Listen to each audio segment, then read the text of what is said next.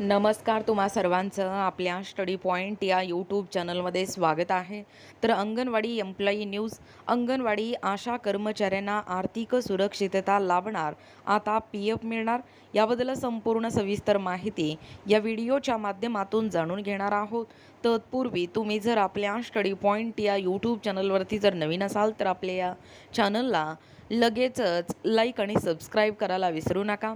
चला तर मग वेळ वाया न घालवता अंगणवाडी कर्मचाऱ्यांना कशा पद्धतीने आर्थिक सुरक्षितता मिळणार व PF देखील कशा पद्धतीने मिळणार आहे ते या ठिकाणी आपण जाणून घेऊया.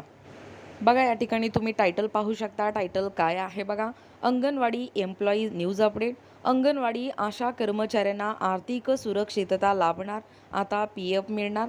पहा अपडेट काय सांगतोय. 11 मार्च 2026 राज्यातील अंगणवाडी सेविका आणि आशा कर्मचारी आणि अर्धवेळ परिचारिका म्हणून विविध सरकारी योजनांमध्ये काम करणाऱ्या कर्मचाऱ्यांसाठी गुड न्यूज आहे. सीटूने या संदर्भात देखील सरकारकडे वारंवार पाठपुरावा केला होता. आता याच कर्मचाऱ्यांना भविष्य निर्वाह निधी, ज्याला आपण EPF म्हणतो, आणि पेन्शन योजनेचा लाभ मिळणार आहे.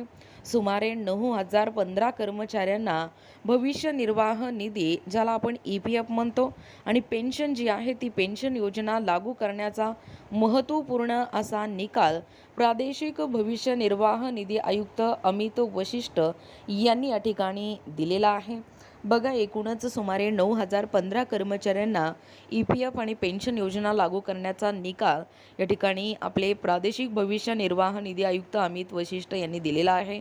पाहू शकता पुढे अपडेट काय सांगतोय. आणखी आर्थिक सुरक्षितता लाभणार. बघा, नेमकं अपडेट काय सांगतोय.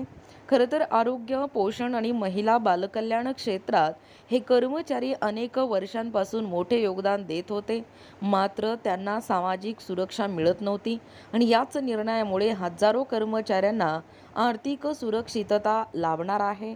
यामुळे अंगणवाडी आशा आणि कर्मचारी आणि अर्धवेळ परिचारिका म्हणून महिलांना मोठा दिलासा मिळाला आहे.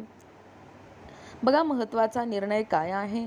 खरं तर सरकारी योजनांमध्ये काम करीत असल्याने खाजगी क्षेत्राचे नियम हे लागू होत नव्हते आणि कायमस्वरूपी कर्मचारी नसल्यामुळे सरकारी PFचा लाभही मिळत नव्हता. त्यामुळे हे कर्मचारी अनेक वर्ष अडचणीत होते. अमित वशिष्ठ यांनी जिल्हा परिषदेच्या विरोधामध्ये, म्हणजेच महाराष्ट्र सरकारच्या विरोधामध्ये निकाल या ठिकाणी दिलेला आहे. सेंटर ऑफ इंडियन ट्रेड युनियन्सचे म्हणजे सीटूचे अध्यक्ष अजित अभ्यंकर आणि सरचिटणीस वसंत पवार यांनी कर्मचाऱ्यांच्या वतीने कायदेशीर लढा दिला आहे. भविष्य निर्वाह निधी आयुक्तांकडे सादर केलेल्या या कायदेशीर मुद्द्यांवरून हा महत्त्वाचा निर्णय देण्यात आलेला आहे. बघा, रक्कम 60 दिवसात जमा करा. प्रादेशिक भविष्य निर्वाह निधी आयुक्त अमित वशिष्ठ यांनी दिलेल्या निर्णयानुसार पुणे जिल्हा परिषदेने कर्मचाऱ्यांचे आणि नियुक्ती करणाऱ्या आस्थापनांचे योगदान मिळून जवळपास 1,084 कोटी 13 लाख रुपये येत्या 60 दिवसात जमा करण्याचे आदेश दिलेला आहे. बघा, एकूणच अशा पद्धतीने या ठिकाणी आत्ताच पाहिल्याप्रमाणे हे जे अंगणवाडी वर्कर्स आहेत, म्हणजे अंगणवाडी आणि आशा कर्मचाऱ्यांना आता थेट आर्थिक सुरक्षिततेचा लाभ मिळणार आहे आणि त्याच्यासोबतच PF मिळणार आहे. म्हणजे आरोग्य, पोषण आणि महिला बालकल्याण क्षेत्रात जे कर्मचारी आहेत, हे कर्मचारी अनेक वर्षांपासून मोठे योगदान देत होते, मात्र त्यांना सामाजिक सुरक्षा मिळत नव्हती आणि याच निर्णयामुळे हजारो कर्मचाऱ्यांना आर्थिक सुरक्षितता लाभणार आहे. याबद्दल संपूर्ण सविस्तर माहिती या व्हिडिओच्या माध्यमातून जाणून घेण्याचा प्रयत्न केलेला आहोत.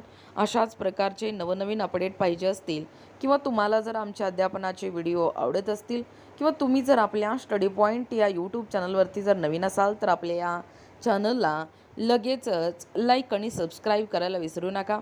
भेटूया अशाच पुढच्या नवीन व्हिडिओमध्ये. तोपर्यंत धन्यवाद.